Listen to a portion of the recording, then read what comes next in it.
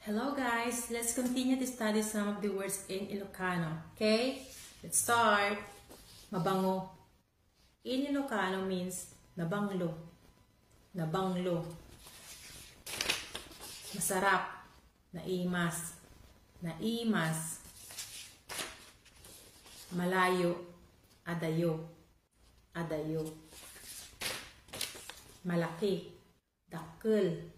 Dakkel. Maliit, basit, basit,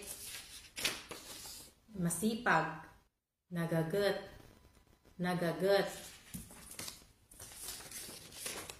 mabait, nasimpet, nasimpet, and this is, I don't like, sinungaling, ulbod, ulbod.